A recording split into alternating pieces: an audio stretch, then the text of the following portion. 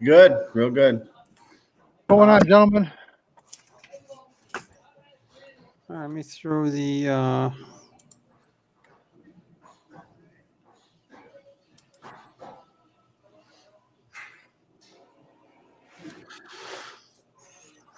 Well, today we have a few guests. Just give me just a second here.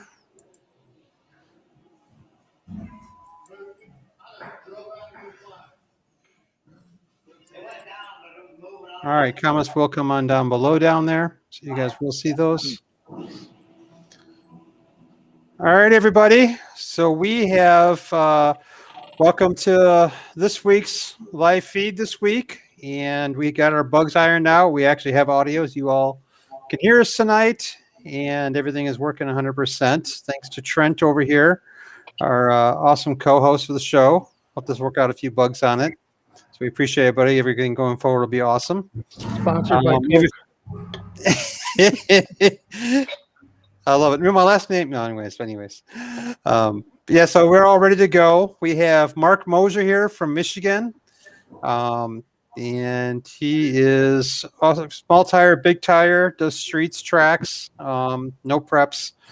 And he's going to share a little bit with him today. We have through the phone, we have Michael Hicks down in Bristol.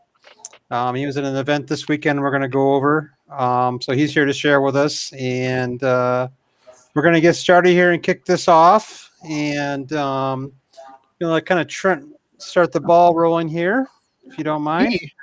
When am I starting the ball rolling? Well, we have the welcomes, and then we have we have an agenda. It's very important. It's official now. We have the welcomes. So we've covered. I'm going to check this off mentally. We've covered Mark Mosher and Michael Hicks. Now we go into the small talk section. The small talk segment. We're basically rattle like a bunch of idiots for an hour. It's gonna be awesome. Why don't we start off with you, Mark? And why don't you tell us something that Brian didn't already say? Let's hear more about you. Well, we're right just outside of Lansing, Michigan. We race small tire, big tire. My car actually is a big tire car. We put on smalls this year just so we can get some racing. So we're having fun figuring that out. So Richard and Jason also said hi to Mark and said you're a bad dude. And just let you know the comments over there, just in case you didn't know that. Hey, guys. So I have a question for you, Mark. I've seen people go back and forth between big tire and small tire. We got one or two guys that's up here that will basically bolt anything on the car to get a race. What do you prefer, having done big and small tire? Do you have a preference for one or the other? Small tire is kind of a tuning game. You got to keep it held back. Big tires and bars, you can pretty much do whatever you need to do right now. But with the small, you got to be a little more patient. Yeah. Especially with no wheelie bars, which is pretty much standard, with the exception of, and I don't know if they still do it, but back in the day, Detroit was known for running 29s and, like 8-foot long ladder bar or wheelie bars. So, that I don't know if they still do that or not, but back in the day, that was kind of the thing. No, the only wheelie bar stuff they do up here is just if you're on bigs, anything bigger than a 2810. So. Well, it's good. I mean, if I remember correctly, back in the early days when we were all kind of getting started with this, that was a big rivalry between Chicagoland, which is where I'm from, and the Detroit guys, as we were all 28, 28, 10, 5, non-W kind of stuff. And they, like I said, they were in the bigger tire and they were in the wheelie bar and stuff. So that was always like I guess one more thing to argue about, as I recall. Yeah. So it's good to see that, the 28 seems to be like the standard tire everybody's running now. And it helps to make it easier for the racers to have more places to race because more people are doing, similar classes that people can fit into without making a zillion changes. Very true. Mark, I saw a post the other day if you did something. What? Did you get a new truck and trailer? Yeah, No, I didn't get a new truck. I had the truck, but I did get a stacker, a 53-foot semi-stacker. So are you towing that with like a F-250 or what? No, T2000 Kenworth. T2000, geez, that's that's vintage iron right there. It's not that. Well, I mean, it's by depending on who you talk to. I like older iron. All my trucks are 07s. So Yeah. I won't buy anything new because I don't want the emission hassles. This is an '02 C15. Yeah, You it's a don't good truck to have. Yep. When those trucks came out, they were spaceships. Yep. I remember when they came out. I wanted one so bad as a day cab, but they never made them as a day cab. No. What in the heck? We just got really small. This is kind of cool. Oh, you're screen sharing. I was like, what in the world? Oh, we're sharing the wrong screen. There we go. Okay. Too many buttons. We got to start labeling his buttons with colored tape. There we go. Yeah, there it Oh, is. is that the There's the truck tractor? for you guys. Look at this. Yeah. All right, so because I'm a nerd and I'm a trucker, what kind of trailer is it? Like a Kentucky or something, or what is it? No, it's a Dorsey. Okay. So yeah, it's an old auto lift trailer. They made a bunch of those in like the late '80s and '90s. No, it's an Yeah. old Continental tire. It was their race trailer. The Okay. top deck's out of it, but I got all that to make it the stacker back. I like it. Yeah, Dorsey made a bunch of them like that for. They used to call them, I think, auto railers. They were designed to basically be able to rail the cars. You know, just load the cars in the trailer and just pop it on a train and rail it. It's pretty Oh, neat. yeah. That's a good deal. That's probably a game changer for you, I imagine. That's a lot of room in that trailer. Yeah, I got plenty of room. So with me and my dad, we go out west to Arizona a few times in the winter. So I'll be able to take all my junk and he'll be able to fit his stuff in there too. Go wherever we need to You're gonna make a lot of new friends. go. Sounds good. Do you guys want me to let me play a video clip for you guys? I'm going to show you guys kind of a highlight this weekend. So in case everybody didn't know, Mark Moser was a winner at the race. What class did you win again? The big tire class there. Big tire. So we're going to show a little short clip of that. We have Michael Hicks here, who had a badass ride. His Mustang was just kicking butt all day also. He won small tire, if I remember. Is that correct, Mike? Yep, small tire. So give me a second here. I'm going to play you guys a little teaser. The video will be dropping tomorrow, actually. But you guys can take a look at this right here.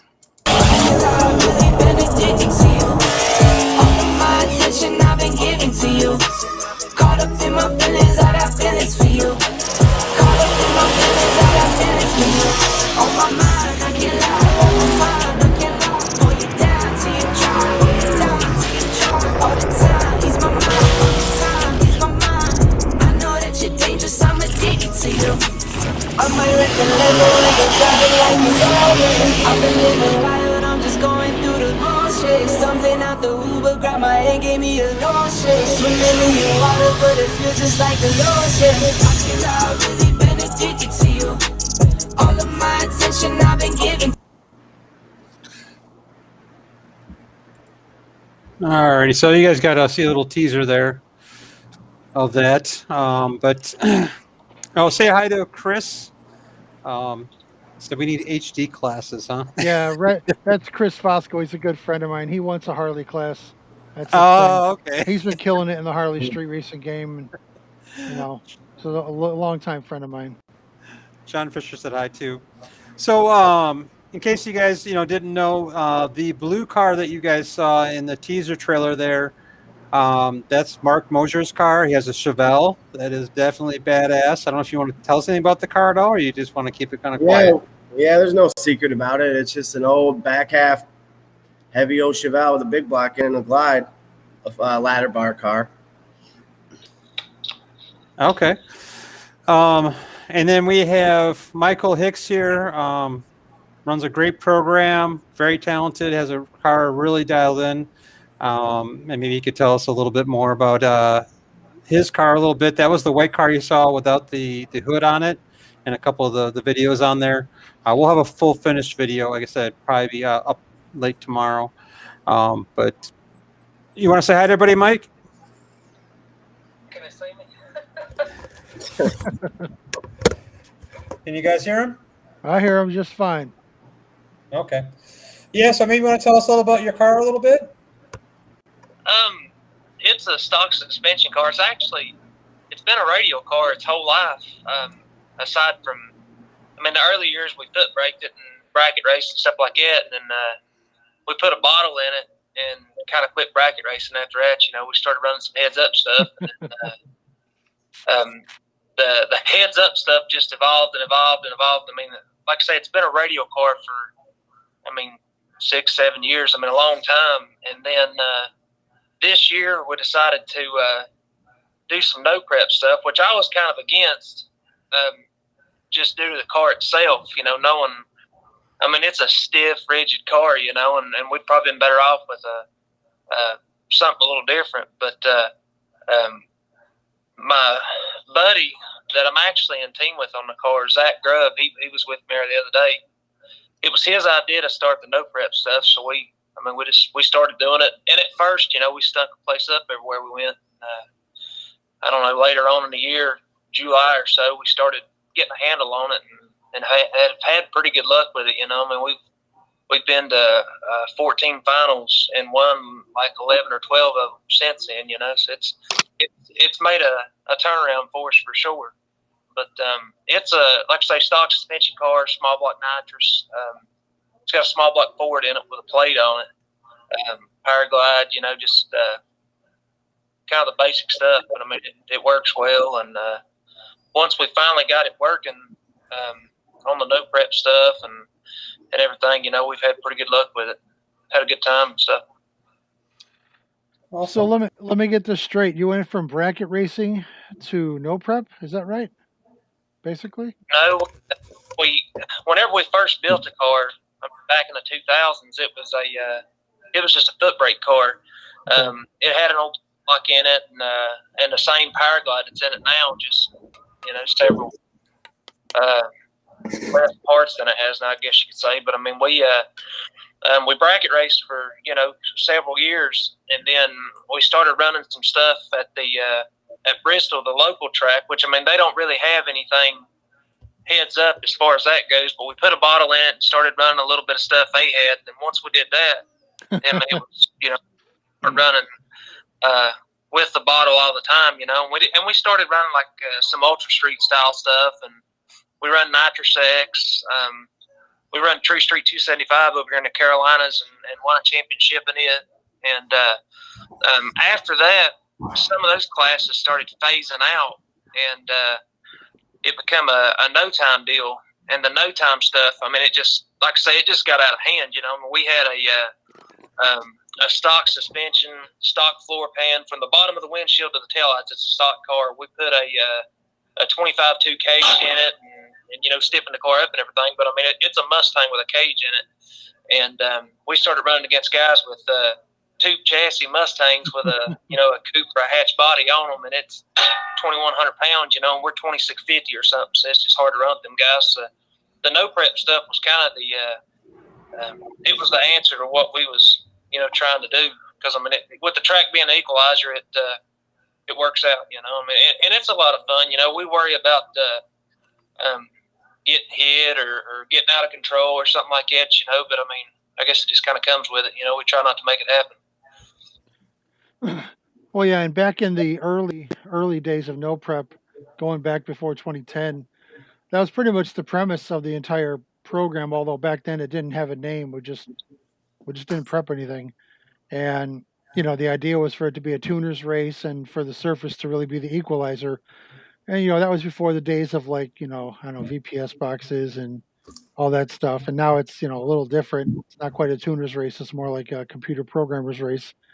You know, you guys know what I'm talking about. And I love the Manda, the products. I'm not a huge fan of, but that's, you know, just kind of an inside joke. And you know, it still rings true to a certain extent today. But you're absolutely right. You know, it's with some of the no prep stuff. You know, I think one of the big allures is that there was a lot of big purses back in the early days that nobody was really paying out, and it brought out a lot of big fish.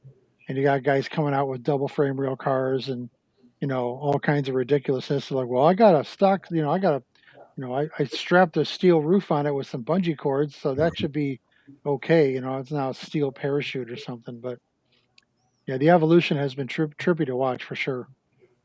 Oh yeah, it's crazy how far it's gone.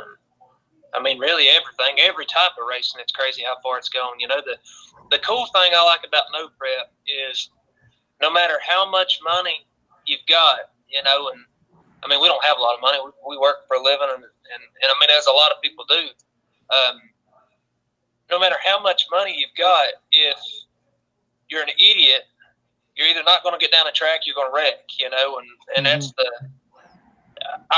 that's the thing I like about it, you know. I mean, you can the guy with the lightest pockets there can leave with the most money, you know, and no matter what they've got, you know. I mean, Yeah.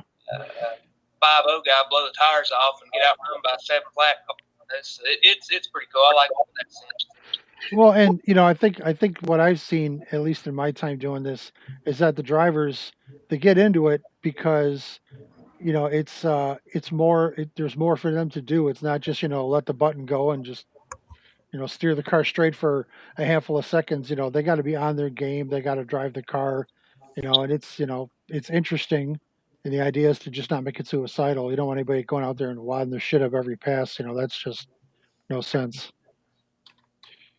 That's it, man. It's like I say, it's interesting. You know, it's real interesting to watch. I mean, a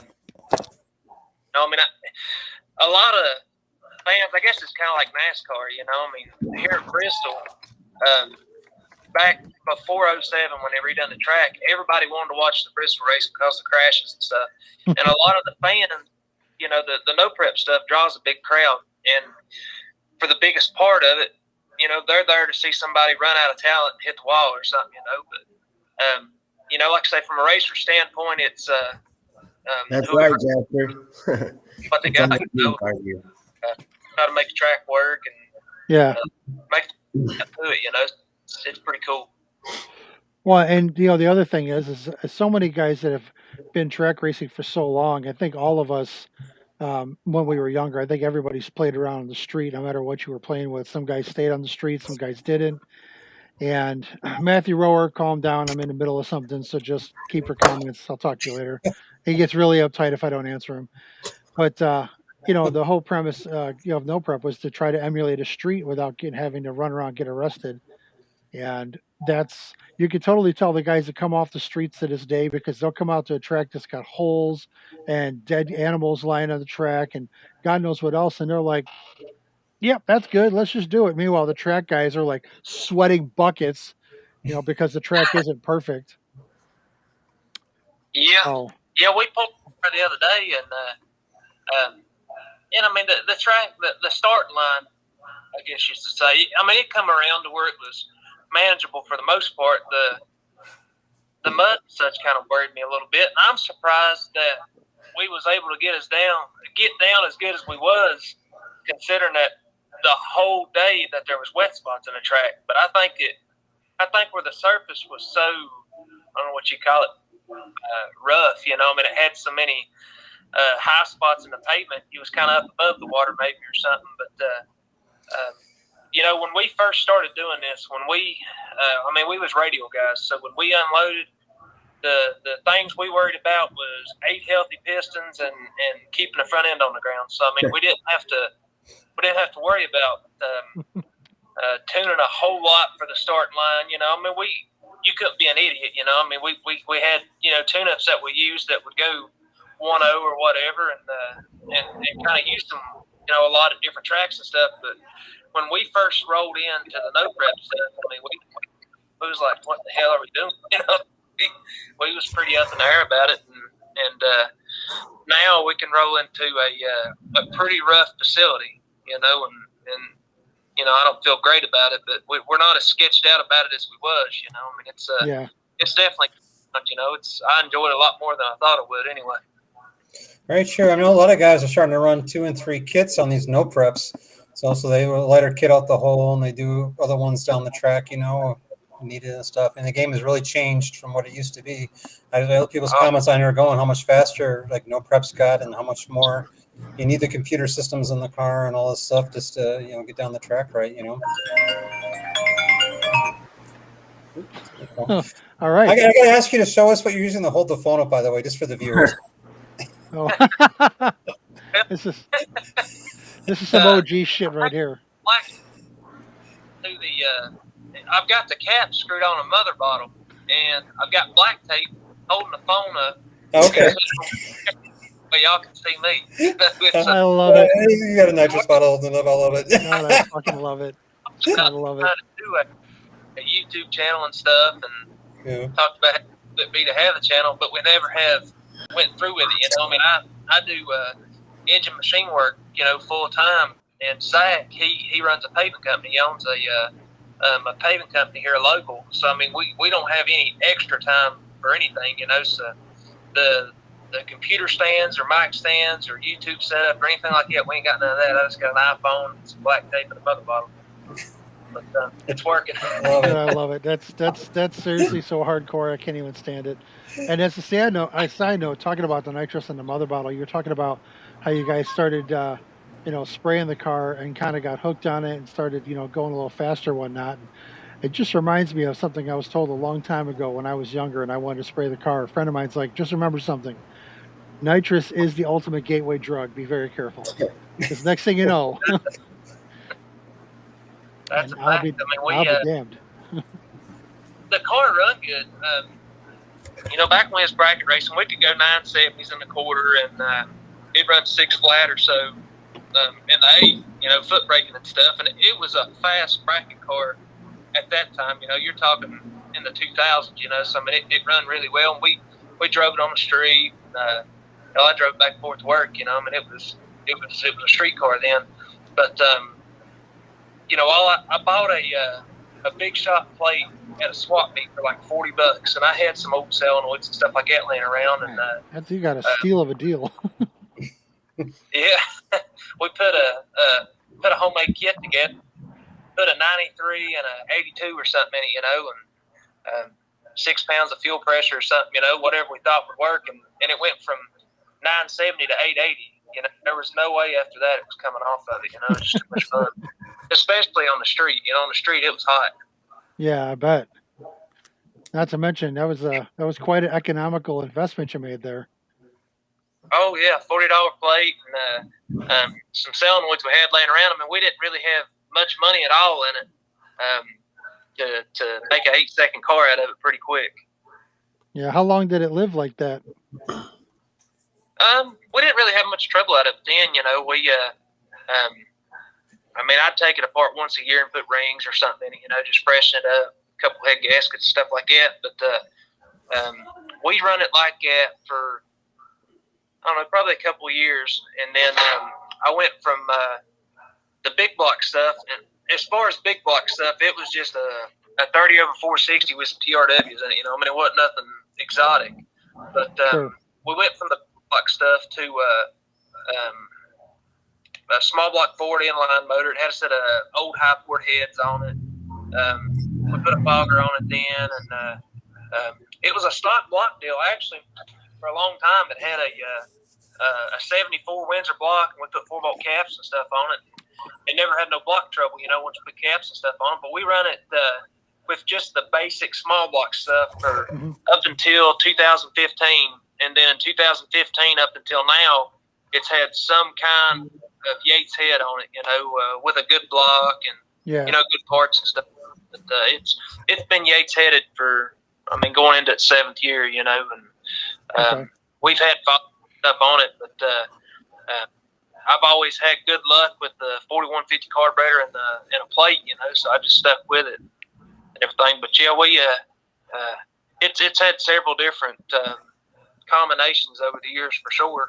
But, like I say, headed stuff now, and run it so long with that stuff, we know how to tune it. A lot of people has trouble with Yates heads and SB2s and stuff like that, and they do tune different. I've got customers with big block Chevys that you can feed timing like candy, and the Yates stuff, it don't really give you you got to kind of know what timing you can run before you start, because you pull a hot plug out of a Yates motor, that was your one shot. The next time you got to cool it off and everything. But once we started getting some laps on it, some data and stuff like that, we've stuck with it. It's had C3s, D3s, SC1s, and every Yates head made its head on it. I like the C3 stuff on, for a nitrous deal, just due to valve location and stuff. we've got a set of SC1 heads on it now. The early SC1s, which has the same valve location as the C3, but the ports are raised in it, and had a lot of good luck with it. We've got I don't know, probably 40 or so passes on it here late in the year, and I mean it starts up like it did when it's brand new. We don't really have much trouble out of it. It's nice. You gotta love low maintenance. That motor I got, that big block I got in my Chevelle, this is the 6th year on it. I haven't freshened it yet, and we beat the snot out of it. Thing did nothing to race it. That Mustang of his works pretty good. We went over after we won over there.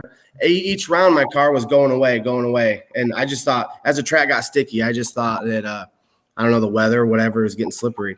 But the more sticky it got, the worse my car. I had to turn it down and down and down. And finally, by the finals, I won. I won or whatever. And then me and him grudge race at the end.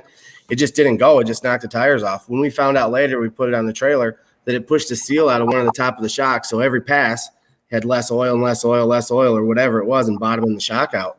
So there's just no compression at all? Yeah, it was running out of travel. It was bottoming it out. So I got a hold of Jeff Thomas at TRS there, and he got me a set of AFCOs we just brought down and put on. So we got to go back out and test it. But he kicked my ass there. We grudge raced. He was long gone. That little Mustang was fast. Yeah. It's funny because some people, I think, overlook the what I like to call the elegant simplicity of just, the old small, I call them a square bore, but, the 4150 style carb and a fairly basic small block. But it keeps everything at a real high velocity, and you'd be surprised how fast you can go in something like that.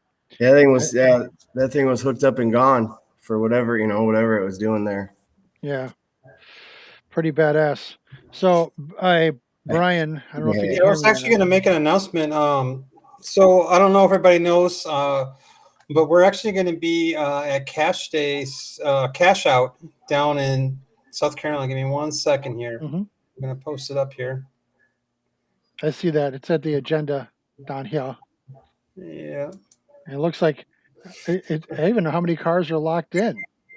Yeah, they have over 126 cars are locked in already. So they closed out the small tire already. And actually, Michael here is a regular out there, from what I understand. What Corey told me.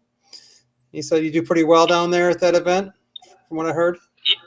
This is actually this is our first year with the no prep thing in general, but we had just started kind of dipping into this stuff, and we went to the Rockingham race, and we was actually testing in the road out here in front of the house, and figured that was pretty close to the starting line, and we actually got something that worked pretty good in the road. I mean, on the draggy, we could 60 pretty good, so we loaded up and thought we was going to go over and kick everybody's hind ends, and we went over and stuck it up, man. The thing about the tracks down here, well, not necessarily down here, but down south, there's so much sand in the pits. So the starting line gets caked in 15 different kinds of glue or prep, and there's sand in it, So, I mean, I took a tune-up that go like 170 or something and just blowed the tires out in front of the car. I mean, it smoked them. And once I got the car rolling, I was running Billy from SRC, and we both knocked the tires off, and he was able to get his, rolling before I was, and we both got back on it. He beat me by like 3 foot, and I went through the lights sideways on like a 45. So I mean, if I'd have been straight up, probably been better off. But like I said, I just went through the lights sideways, and he edged me out. But the more back of the track asphalt stuff we done, the better we got with it. And hopefully, when we go to Darlington, we can try to do pretty decent. We got one this weekend. Next weekend, actually, at Crossville, we're going to the come up race. And oh yeah, the rescheduled come up. That's going to be sick. Yeah, it's going to be crazy. We'll be down there for that too. I hope the track's an equalizer. It looks pretty tough. So I was going to get back to you real quick. So we're going to be media for the Cash Out event. So we're going to be there doing full coverage on the Cash Out event. So you guys see some good video down there. I hear it's a really good race. It's going to be packed, and This is the surface right here. I was just flashing on the screen a little bit earlier. So racing in the back half there, and you can see what the environment's going to be like there at that event. But I know there's a few of us trying to get in there. I know Nick from Hustling, Homegrown Hustlers, trying to get into. I don't know if he's able to get a ticket or not. And there's a bunch of other heavy hitters that are going to be down there along with Michael too.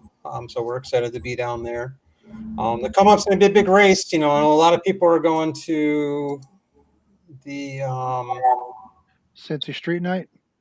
Yeah, that one. But there's also, hold on 1 second here. That's Boost 12's picture from going to Cincy.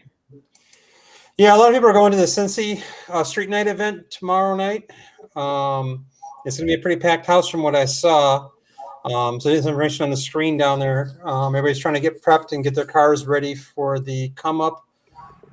This is happening down there now. I don't know the weather. It's still up in the air. There may be another reschedule. There's talks about that a little bit, about the $250,000 race. From the stuff that I saw coming, doesn't look too good. So we'll see what happens with that. But up in the air. But this is the place to be tomorrow night is the Sin City Nights. Everybody's doing their testing down there. So we have Boost 12. He put his comments on there. He's getting ready to go down there. So you're going to see Chicago bringing some heat down there. That does be a tough beat for most people to get at him.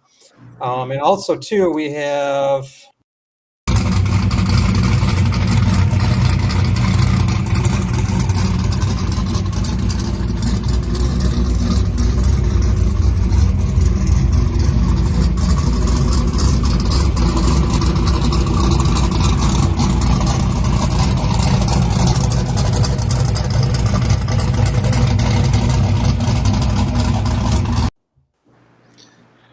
so the guys out here are definitely playing down there and trying to get that bag from Ohio. So Yeah.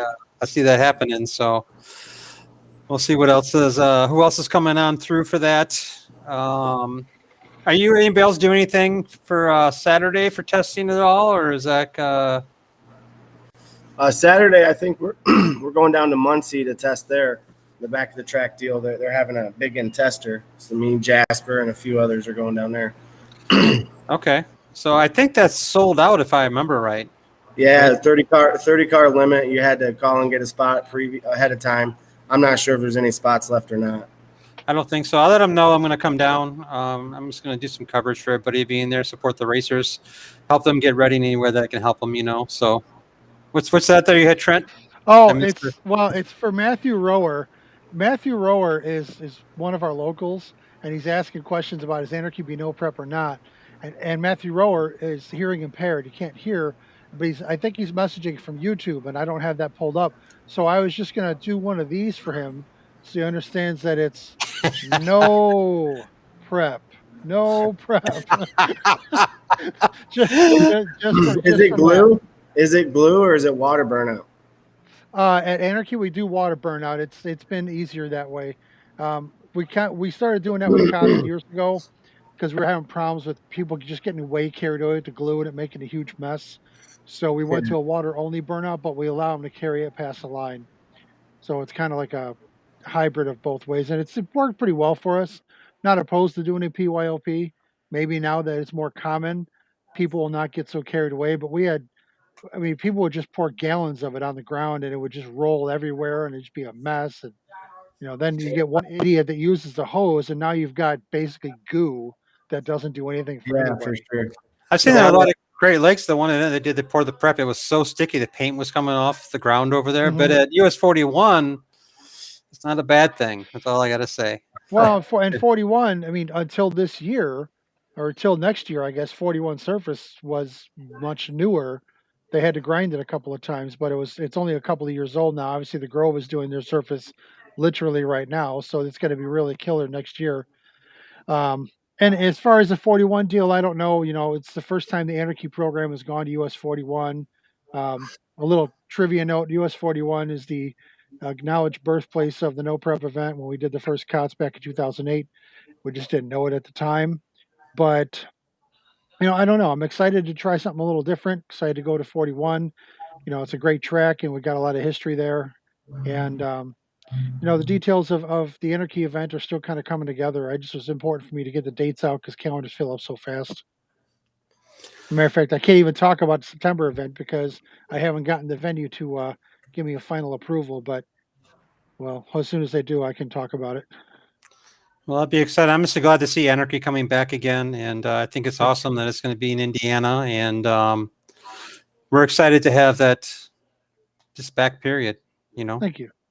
Definitely. I'm excited. I took off September for a bunch of reasons I don't want to discuss, but it's I'm used to doing 2 races a year for the last decade or so, and took off a race, and I feel like my life has a bit of a void in it, and I'm looking forward to coming back and just amping things up and maybe making a couple of changes. And my whole goal is to make sure everybody that comes leaves happy. I mean, not happy like I won, because not everybody's going to win, but I don't want anybody to leave and feel like they came and wasted a day and wasted their money.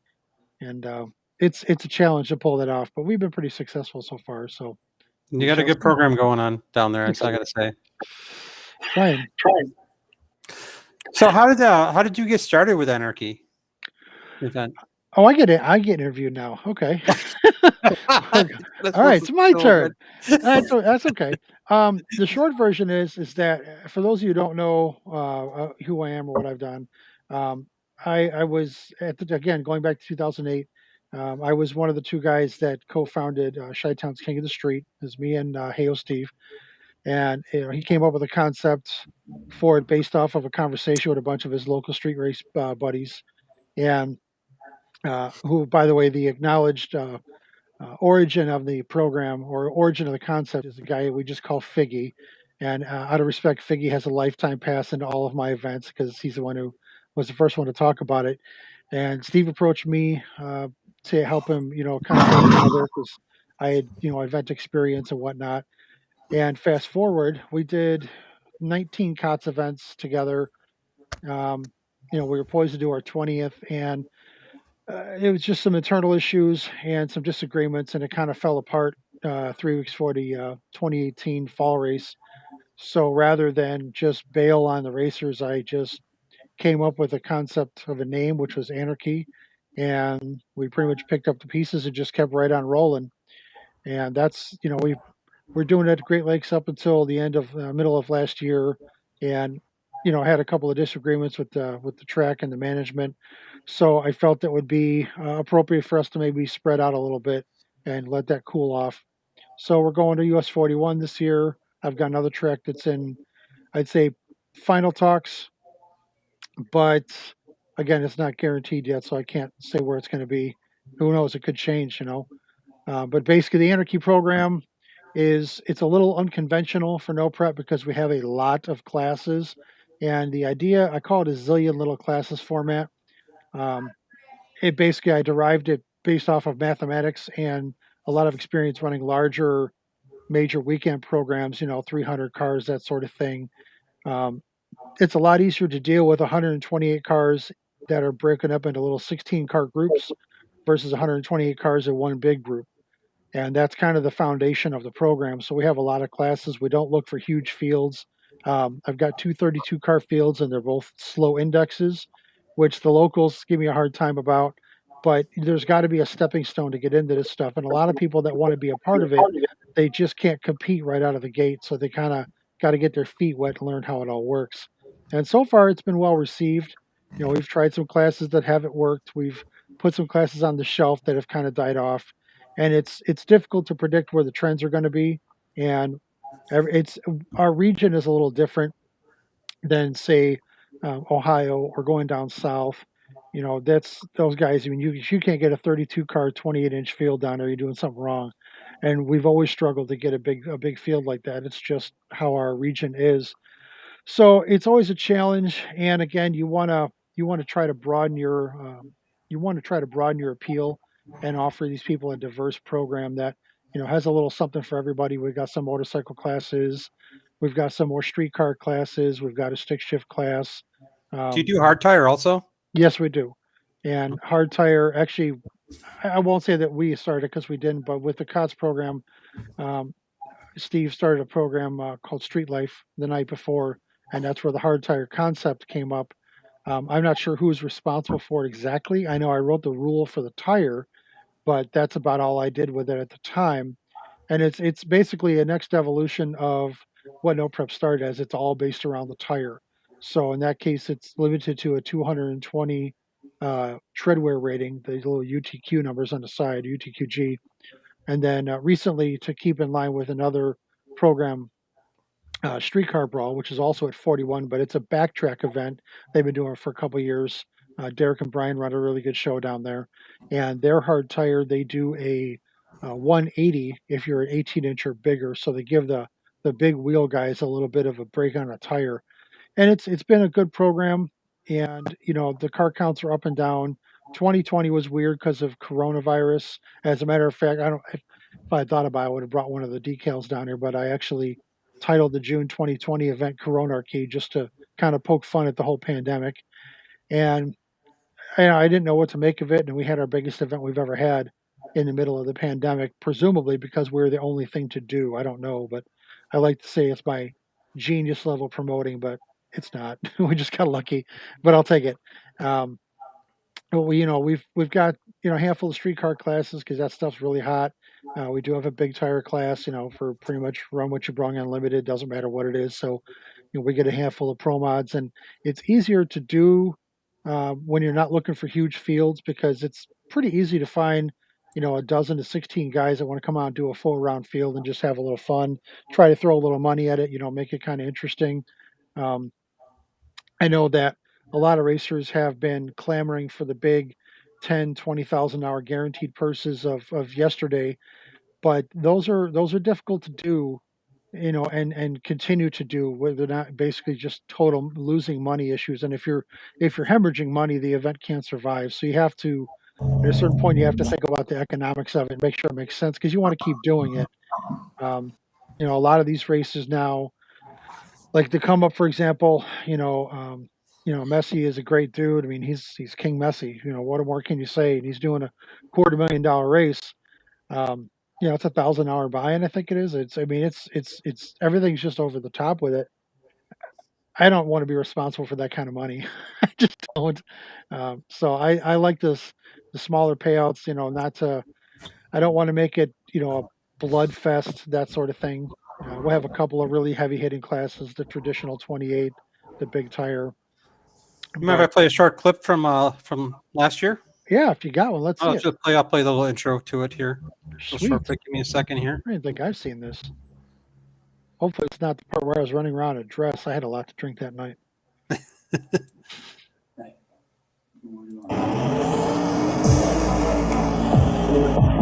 That show right beside the building. Now, people line up and down the track. They had a little accident too. Oh yeah, it's no prep, so it happens.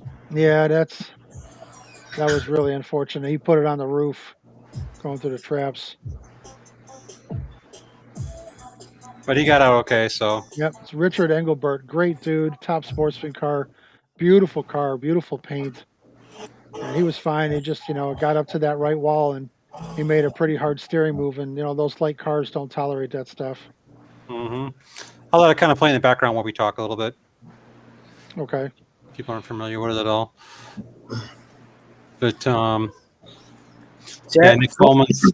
Those full chassis cars, they don't take the overdriving them like a back half car on the track. They're so rigid they'll be right upside down. Yep, and that's exactly what happened. That's Nick Coleman, who was he's one of the fastest stick shift in the country right now, actually. Yeah. Well, there's a video flying around right now. He's out in Maryland, and he did some monster double wheelie in the thing. It's just, his story. He's one I think we should get on here. His story is really awesome as far as how that truck came to be. And I'll tell you right now, if you guys aren't doing stick shift classes, you got to do stick shift classes. They are such a crowd pleaser, and it brings out your import crowd, whether you like them or hate them. Right here. Yeah, and that's actually John Koza in the Miata carts. He's got a twin turbo LSX and a Miata. It's basically like an homage to Garrett Mitchell's Leroy. And he almost wadded that car up. It got really out of shape right here, but he saved it. But boy, it was sketchy. I saw that he posted. He actually, I think he was selling that car or something, or making changes to it. So I don't know what he's up Yeah, to.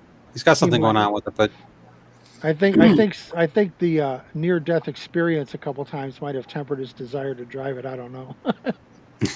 Yeah, that car's a handful. When I first seen it, I was like, dude, Johnny, you kidding? It's a killer though. And Coase has been a part of the program for a long time. Coase Performance. He's actually sponsored us a few times. When he good can guy. afford to while he's building his shop. And he specializes in the heavyweight, GM stuff, turbo kits, and all that. Definitely makes some badass cars on the street, Mhm. on the track and street both. Um, That's Jake Manske.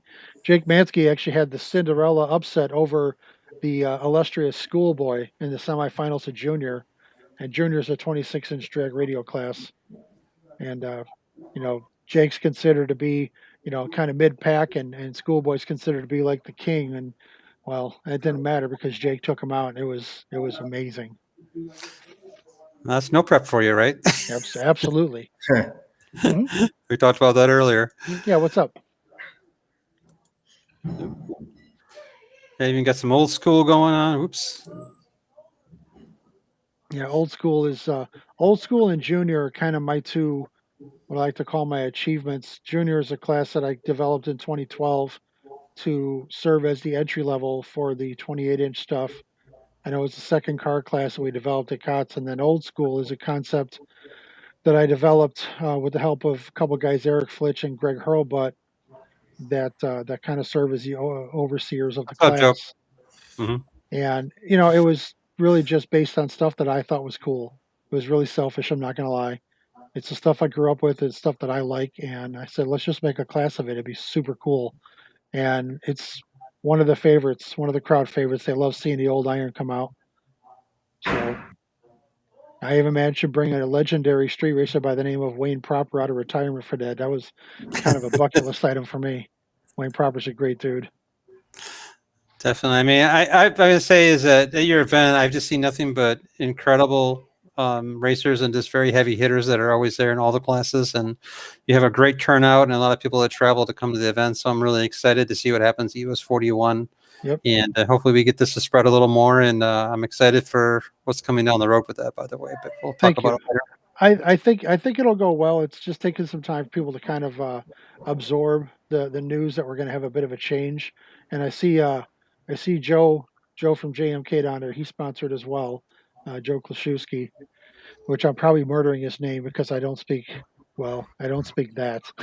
But it's, and I wasn't prepared for a list of sponsors in front of me, so I don't have them all. So I don't want to leave anybody out, but we're very fortunate that we have a lot of support from the sponsors to help, make the classes that much better for the racers. And actually, this hard tire right here in that left lane, that's a gentleman named Anthony Hefner. They know him as Playboy Jeezy. That car rides on 26s, and it gets down. It is arguably the fastest big wheel car in the country. Yeah, I And, think Dunkmaster is even scared of him. He won't race him, I think. Well, and I think his name is Sage, if I remember correctly. I know they're friends, and I joked around about him. And and Playboy tells me, he's like, man, he don't want none of this. He's going to come up from the Carolinas and go home, with his car in pieces because I'm gonna bust it up. So I don't know. That's just what he told me. But he also does his own event, Chi-Town Show and Go, which is his shop. He's actually got an event at the Grove. He's done one there so far, and he's doing one there next year or two. So a lot of these guys, we know each other, and we all try to support each other's events and what they're doing. It makes for one big happy family usually.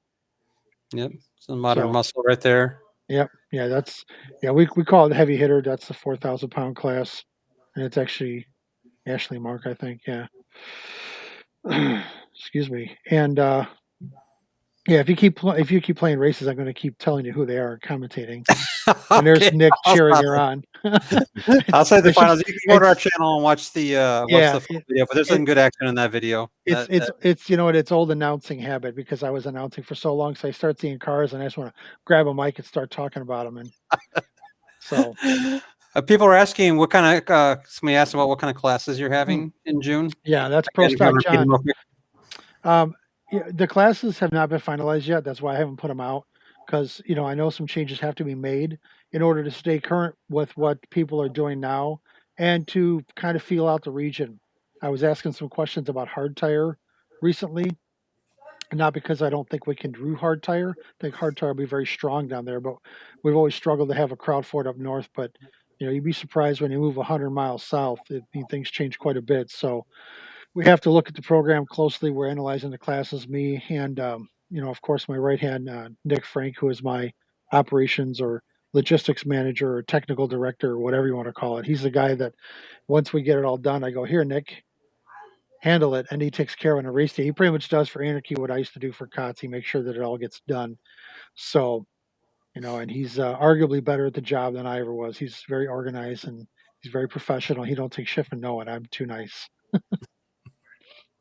Awesome. Well, great. We're excited for the Anarchy to be back, and thank you very much for sharing with us. By the way, we appreciate that for people who didn't know about the event.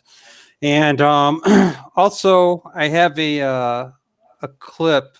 Let me see if I have it here. We were trying to dry the.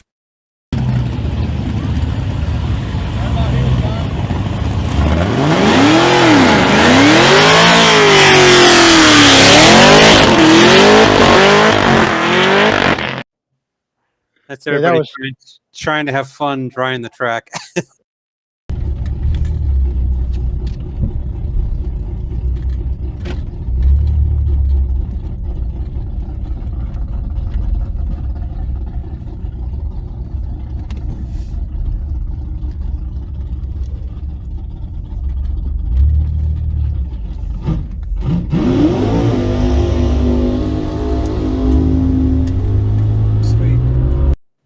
And we even had the MSK vehicle out there helping out, but hey, definitely.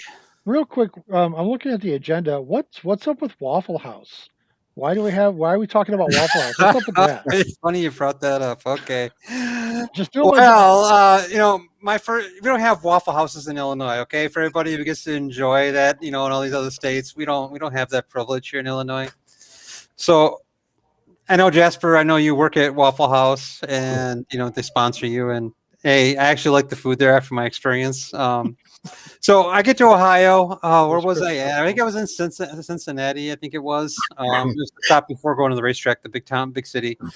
And it was a decent suburb, but it's probably like, I don't know, 2 in the morning, 2:30, maybe 3 in the morning or something like that. It was like middle of the night. Were you drunk? No, that's when you go to Waffle House. A Waffle House at 2:30 in the morning is not where you want to be. It's its own show on its own, there, dude. Now you get a show, let me tell you. So I walk in, I see this guy. I thought he actually was a rapper, actually, and he's just getting kind of loud, doing whatever. Some hot ass chicks in this truck over there. No big deal. I go walk in the door, and the guy gives a double take and looks back and saw me walk in the place. So I go down, I sit down, this part cordoned off, but I sat at a stool there because there's only like 2 or 3 other people in the place at this time of night, and I want to try the waffles out, and I got definitely got to try out the hash browns with the smothered ones, you can't get that anyplace else. And so I'm sitting there, and this guy just starts walking towards the door, and all of a sudden the cook comes flying out of the back of the restaurant, grabs the door with 2 hands, and is like pulling with his feet against the door and trying to keep this guy from opening the door from coming on in. This guy gets his 2 feet against the side glass and there and pries the door and gets in the place. Starts going off, and then this whole posse of females that were prostitutes. There's like 3 of them all come running in behind him, in there. Dude's going off. Hey, you guys are all racist and all this bullshit. And I guess the lady waitress, I guess there's some kind of beef or had a problem or something like that. And she's all shaking and scared, calling the cops and everything. I took my phone deck and I sat back and I just kind of watched, and I was enjoying myself watching the show, and I'm shaking my head, and they're fucking going off. The guy's trying to jump over the kitchen counter, trying to get on the other side of it over there to whoop their ass. And the girls are going up and down, checking everybody out and ranting and raving. And they're like, come on, you got to get out of here. You got warrants. Come on, it's time to go. So let me get this straight. So you were in a Waffle House and an angry pimp came in with a line of girls. Yes. Right? Yes. That is some epic. That's like some Alabama shit right there. I know. I wanted to put my phone up and record it because he saw the my film crew. I had my Yeah. MS Gauge jacket on, and he kind of looked at me. He was hoping I had my camera on, but I kind of left it on the counter because I wanted to enjoy it myself. I'm like, this is a good live feed right now. I should have, but Meanwhile, the guy's like, "Excuse me, can I get my food?" Like ducking dishes and shit. oh yeah, well, hey, I got a discount on my coffee and my food, so they did hook me Oh, up with a nice. 10% discount. So that was nice. Yeah, and I don't know if my young friend Chris Fosco's still watching this, but he's a Chicago kid, right? And he learned the very hard way in a Waffle House that when you're a city boy, you don't sass a country boy twice your size. I'll just leave it at that. It did not end well. It did not end well. He fitting to learn, and he did. I'm pretty learn that sure. way. I'm pretty sure Josh Robinson and Jasper. I think they both got a job at Waffle House just as out of the rivalry. I think. Oh, is that what they? Yeah, that's I funny. think they actually got jobs there. That's why I stopped actually, because I hear them always talking about it. I'm like, okay, I got to see what this is all about. And I understand now. We left Michigan on Thursday night. We were trying to go to Cincy, then we were going to go down to KD. It rained the whole time, but on the way through, we stopped at Waffle House. We pulled the motorhome and the 2-car open trailer right in front and took pictures. I saw that picture. And then we put the nail in the coffin with that. We were headed down to Cincy, and it got canceled. And we're like, we'll just go race go-karts in Columbus. So we went there. Then KD got canceled until Sunday. So we went all the way to Virginia Motor Sports Park. They said they had a street racer class. And we're like, all right, we got street race cars. We go all the way down there. We unload the car, try to get teched in. They won't let me in the class because my side windows don't roll down. Like, okay, Really? so Bo that was with us with that Mustang, no cage, street car, turbo Mustang. The street class, the radial class he would normally get in, they didn't let him in. He had to run the class that I was supposed to be in, right? But he went a few rounds. Then we drove back. After we got done then, we loaded up and drove straight to Katy. We got there 4 a.m, Sunday morning or so, right? 4 a.m. We did pretty good over there. We jumped in 3 classes, small tire, 10 outlaw or 10.5 outlaw, whatever that was, and big tire. We got put out. There was only 2 cars in the 10.5 outlaw. That red Vega beat me. But then we won big tire, and we went all the way. What did we go? The semifinals or something in small tire. And I told them not to change the bottle because I thought we had plenty in it, but I left it on, and it must have leaked. So when I pulled up to purge the car, it was just empty. It didn't have nothing in it. So I just shut it off and run them on motor, and dude got me by half, 3/4 of a car. So That's crazy. I watched the video on that. I can't believe that was all motor you raced with. Oh my god! I just told him, like, shut it off. I'll just run it on motor. It would have been we might have got it if, somehow I could stop the timing curve, for the bottle, but it is what it is. It's like one of the old Chicago hustles back in the day was, and I'm sure it's been done everywhere else. Yeah, I'll run you on motor, no problem. And or they were going to run it on motor, and then they would purge just to freak the guy out. Or there's a purge of his car right there for you guys. Yeah. Yeah. Or they would tell him that, we're going to run it all out, and they'd run him on motor and lose, and then double up and then actually spray it and blow the balls off the guy. I want to give it. I'm sorry. Go ahead. As I know, I started recently playing that stupid, what is it, Outlaw Drag Racing 2.0, whatever that phone game is we're all playing now. No limit. No limit. No limit. Thank you. Did you know that you can actually pay to take the front end off your fucking car in that game? Like, you can buy a hood, you can buy a fancy hood, or you can just buy nothing and have it be a roll cage.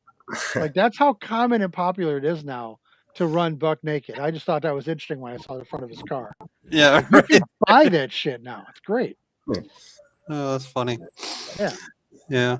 I also wanted to give a big shout out to a new photographer who joined the team. Recently, we've had John Still Fisher join the team for us. We're looking forward to working with him. He's based out of Indiana.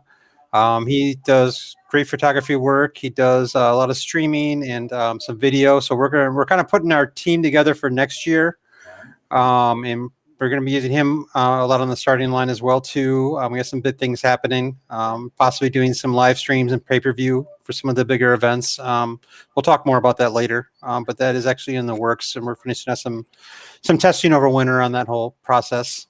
Listen, I'm only doing a pay-per-view if we can get Michael Buffer to announce. Every time, let's get ready to rumble. That's the only way we're doing pay-per-view. Otherwise, fucking forget about it. we'll work on the geofencing, okay? Awesome. On the events, we Perfect. talked about that. Yeah, Perfect. I think that's perfect for everybody. Doesn't get like that better. Also, too, that we had. Bear with me here. I'm going to pull up his. 1 second. I'm going to perk up. Mark Kessler is his name. So he is another photographer that we actually just had him join the team. I met him at KD actually, and you saw his pictures right here. Phenomenal. Some of the best work I've seen out of Ohio. Actually, he's based out of Ohio. So for being over there, looking forward to working with him. He's going to help us do coverage over there. Between him, John, we have Jake also with us as well on our team. So he's going to be switching some roles. He'll be doing some photography events, but he'll be at a few events. He'll be eventually running a second team, actually. He's already got an RV. He's already got a motorhome already, or I should say a camper already.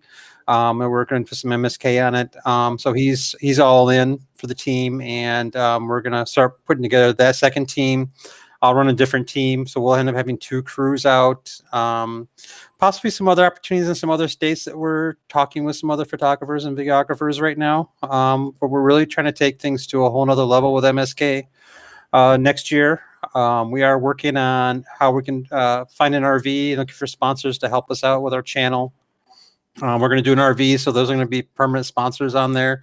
We're going to wrap the RV that we're going to do. So we're deciding if we're going to try to purchase one, or if we're going to try to do something we can find that's salvage with slight damage and fix it up and make it a project for the channel.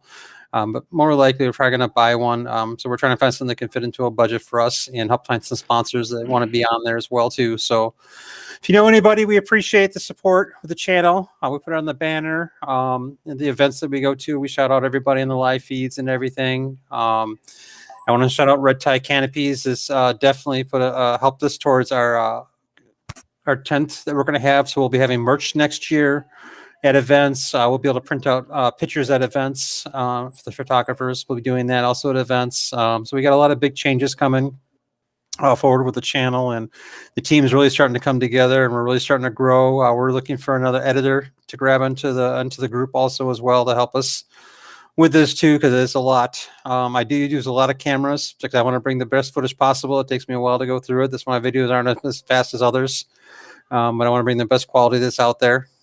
So I thank everybody. Trent's come on board too with us, and I appreciate him stepping up and helping us with the live feeds, and we'll talk some more about other stuff as well. And so anyways, I just want to say thank you to everybody and shout out all the guys on the team that have been really helping put this together this year, and see all the great videos you guys have seen and photos, so you guys know, so please support these guys when you see them at the events. They really pour their heart out trying to get great pictures and everything for you guys. So just to put that out there.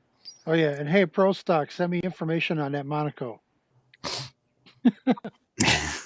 And just let me know if I need a black light to come look at it. Oh, alrighty. So, well, I think there's one more event coming up too this weekend, if I saw right. There's a cash days coming up also this weekend down in Kentucky, and let's see, I believe. Oop, wrong one. Look at that. Somebody just volunteered to give you a generator for your crew. Nice. John Mayer. Oh, that's huge. You need that. Seriously. Oh, yeah. Help, man. We can use all the help we can to get everything going. Well, That place looks brand new. That track looks like it's brand new. It is. So I was just going to bring up the Kentucky Cash Days is coming up on November 27th. So we are the media for that event coming up. We're going to be filming with Limpy. He's a great friend, and he does a great job on the flashlight, banging that light. Definitely. So here's the surface. It is brand new. They've only run a few test hits on it. So this Cash Days is going to be epic. So there's the Black Friday event at US 60, and we're probably going to be on next week and have Robert and the guys on and talk about it. After Black Friday event at US 60, which is a really big event, and it's definitely someplace you should be. A lot of hitters are going to be there. I know all the guys from Chicago are all coming down, and the guys from Michigan are coming down for it. I'll be down in Nashville for Thanksgiving, meeting up with Memphis 10, maybe a little something going on. They've invited me to come down, and then I'll be going to the the Black Friday event at US 60, and then we have the Cash Days in Kentucky that you guys saw that I posted up, and this is huge. There are some major hitters that are coming to this. So I know that most everybody who watches this channel is going to be there, from Schoolboy to Mark's going to be there. I'm sure Mark will be there too. Mark is going to be there. I've already talked to him already. Yeah. There's a bunch of big tire guys that are coming through. So Robert's going to running the big tire for this event. He's taking care of all the pot for that. There's a couple guys that were also bracket racers that are gone on big tire that are now gone over to no prep because they're just killing it. So there's a couple of guys that are they're going to be there as well, and big tire is going to be pretty good. And the small tire is going to be, it's a packed event. That's all I got to say. It's going to be it's going to be fun because it's a new surface. So well, and looking at the picture, put that back up for a second, would you? That picture, I don't know what they're planning on doing with the. I see they've done a partial concrete on the right side, and I don't know what they're doing with the barriers. But one of the things I noticed about that track that's going to make it exciting is it's narrow. It's not very wide, and I don't know if they're planning on putting asphalt ribbons on the side of it. But it's not a bad thing. I think a narrow track is inherently safer than a wide track because it minimizes how fast the car can get going sideways into a wall, basically. So it'll be very interesting to see how that works. It's that's the closest thing you could find to a street. That's pretty sick. I'm not gonna lie. Yeah, well, normally it's a street race, but they found that place, which is much better. So to throw about it, they're running from the cops, going spot to spot. Yeah, this is a huge deal. Everybody's talking about it. Everybody's gonna who's gonna be at this event. So you guys are definitely gonna want to go to that. So definitely something that's gonna be probably bigger than the biggest that Black Friday event. So it's the place to be. Is down in Kentucky down there. Hans runs that. We'll have him on the channel and Robert both, who are both setting that up probably within the next week or two. They're going to be on the channel. We've been talking with them. We're going to be doing the media coverage for them for that whole event. We probably will not be live streaming that, so you guys got to be there to watch that. But you guys will definitely see a badass video coming out of it. So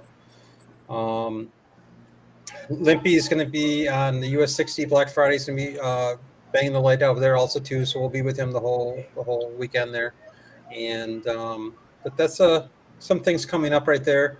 We'll always post up the weekly calendar. We'll put that up in our groups on there as well to let you guys know the events that are coming out this weekend and next. We're still up in the air about the big $250,000 race, depending on the weather's going to happen. So we'll find out, let you guys know about that. And I look forward to seeing the hitters down at the Big End Bangers. I'm there to help support you guys, instead of being some other events, I'm there for you guys. And Sin City Nights, and that's the place to be for Friday. So Illinois is going to come down and take that bag from everybody. I'm just letting everybody know right now out there. Be ready.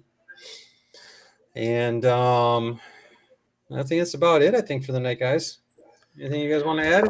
No, I think we got through our agenda, and obviously we don't want to get into a ramble fest, which is very easy to do, especially with me. So I just talk and talk and talk and talk. But how about you guys, Mark and Mike? You guys got anything else to add before we sign off here? Nope, I don't got much. Anything down by you, Michael? Any good events coming up besides the cash outs and other things down by you? Yeah, pretty much. We've got we're going to go to that race that you showed at Isom. Whenever you're showing the new track right before it, the Cash Days. I don't know what to call it, but anyways, it's at Isom, Kentucky. It's a 3:30 track. The start line's concrete. There's plenty of rubber there, and I guess being a nitrous guy, it kind of works out only being 330. You can 60 on them and get out, not have to worry about 2,500 horsepower coming around you or nothing. So we're going to go to that Saturday. And Sunday we've got another place that we rented for a few hours to try to test for the come-up and everything. And actually the same weekend as the come-up, they're going to run first round Friday. And Saturday they're going to run, the remainder of the cars out and everything. Sunday they've actually got another no prep at Crossville, which is on the front half of the racetrack from Treeside. Which it's a limited field, buying early kind of deal. But I'm not for sure if it's filled up yet. They could message Wes Clapp and see if there's any spots left if he's interested in something like that. But like I say, that's kind of a doubleheader weekend for Crossville, 2 different races. Aside from that, the next one that we'll be a part of is Corey's race down at Darlington. So hopefully get a little bit of luck on our side and try to make some money here at the end of the year. Woo. I see Definitely. Mustang Willie. Hi, Mustang Willie. Sorry, Josh Williams just jumped in. I just seen him down there, so I don't know where he's watching from. He's another one of the old school guys. Sorry, continue. No problem. Yeah, so John Fisher will be with me down at Cash Out event. He'll be doing that, and then we also be looking for one more person to kind of help us that event. If anybody's down in that area that can help us run GoPros, we would really appreciate it at the Cash Out event. Maybe somebody's from that area over there has got an extra hand. We'll definitely compensate you for that. But we need one more extra person to help us out at that event, if it's possible. I just thought I'd ask on here to spread the word, So, Well, hey, Limpy, how you doing? Good to see you. Limpy's here. Pete Schrager's here. It's we're getting ready to sign off, and all of a sudden people start jumping in. On, yeah. Love it. We'll play your video here for your car just in a second here. And Limpy, we were just talking about the Black Friday event that you'll be banging the light at coming up, and the Cash Days in Kentucky as well too. So we were talking about that. And let me play that Pete Schrader video for you.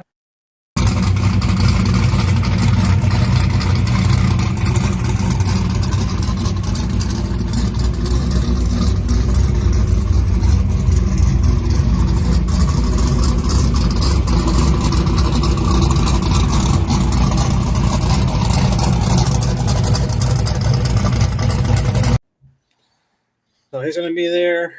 Boost 12 is on his way there with his new car down there. So definitely going to be some hitters coming to that event tomorrow night. So it's definitely a place to be. And definitely. And then don't forget, you guys, there's also the Cash Days going down in Kentucky this weekend also too. Definitely a good event. Take a look at what the track's going to look like over there. So let's give you guys kind of an idea a little bit. But definitely going to be the places to be this weekend. And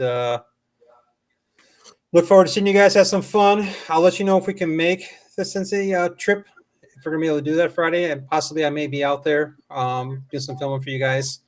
We're up in the air deciding what we're going to be doing. We definitely will be at the Bang and Banger prepping for the $250,000 race on Saturday. So we'll see you guys there. And I think that's about covered most of the events. Anarchy event is back. It's a big announcement on June 11th. So yay, we're happy to see that back. It's definitely, you guys definitely going to come out to that event too. You guys will love it.